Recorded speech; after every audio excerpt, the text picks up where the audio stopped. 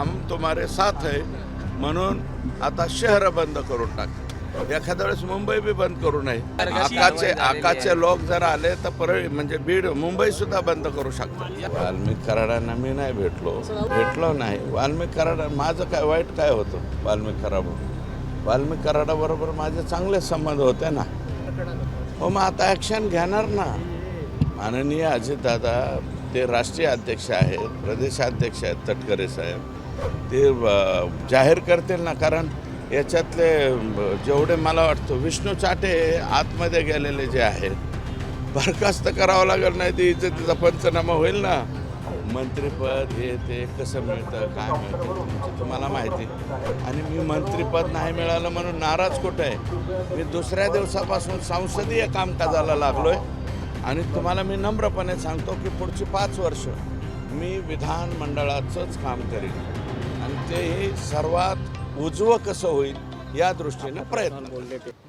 ज्यांनी एवढा मोठा उद्योग केलेला आहे हा माणूस जेलमध्ये गेल्याच्या नंतर त्याच्या समर्थनार्थ परळी बंद करा म्हणणं कितपत योग्य आहे. नाविन्यपूर्ण म्हणजे नवीन पायंडा पाडेल.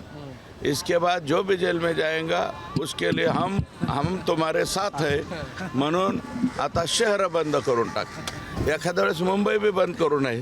काय सांगा. या दुर्घटनेनंतर आकाचे लोक जर आले तर परळी म्हणजे बीड मुंबई सुद्धा बंद करू शकतात. या दुर्घटनेनंतर हॉस्पिटलमध्ये वाल्मिक कराडांना नेलं तेव्हा रोहित कुठे असं त्यांनी एक आवाज दिला. नेमकं हा रोहित कोण आता याचा शोध घेतला जातोय. कर्मचारी त्याचा मला वाटतं हाताखालचा माणूस आहे रोहित कांबळे म्हणून असेल. रोहित कुठे काही मदतीला वगैरे लागत असेल पोलीसच्या गाडीत बसून नेला ना मग तो तिथून. कराड कुटुंबियांनी असं म्हटलं की सुरेश धस हे या प्रकरणात हा जो हत्या प्रकरण घडला त्याच्या 2 दिवस आधी वाल्मिक कराड यांना येऊन भेटले होते असं दावा त्यांच्या कुटुंबाने केला. वाल्मिक कराडांना मी नाही भेटलो. असं दावा कुटुंबाने केला. भेटलो नाही. वाल्मिक कराड माझं काय वाईट काय होतं वाल्मिक कराडाबरोबर माझे चांगले संबंध होते ना. पण वाल्मिक कराड ह्या पद्धतीने माणसं मारायला लागले त्याचं समर्थन करायचं का.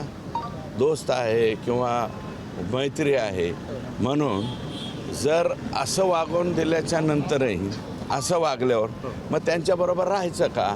तुम्हाला पटत असले तर राहतो बाबा.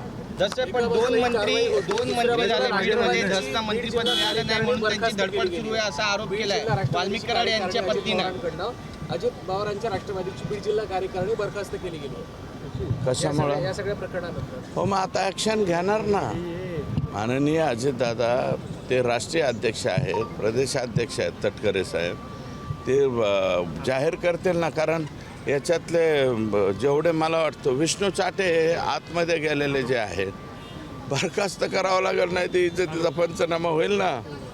ते तालुक्याचे अध्यक्ष होते राष्ट्रवादीचे. बरेच मला वाटतं पक्षाचे लोक यांचे जे आहेत यांच्यावरती अनेक गुन्हे बिन्हे असलेलेच लोक असतील. झंटा फांटा सगळे. मग आता ते रद्द करणार नाही तर काय करतील. नाही वाल्मिक कराडांच्या पत्नीने तुमच्यावरती आरोप केला की तुम्हाला मंत्रिपद मिळालं नाही म्हणून तुमची धडपड चालू आहे. का त्या माऊलीच्या बाबत मला काही बोलायचं नाही. मंत्रिपद हे ते कसं मिळतं काय मिळतं तुम्हाला माहिती. आणि मी मंत्रिपद नाही मिळालं म्हणून नाराज कुठं आहे. मी दुसऱ्या दिवसापासून संसदीय कामकाजाला लागलो आहे आणि तुम्हाला मी नम्रपणे सांगतो की पुढची 5 वर्ष मी विधानमंडळाचंच काम करीन आणि तेही सर्वात उजवं कसं होईल या दृष्टीनं प्रयत्न. ओके. थँक्यू अण्णा. थँक्यू.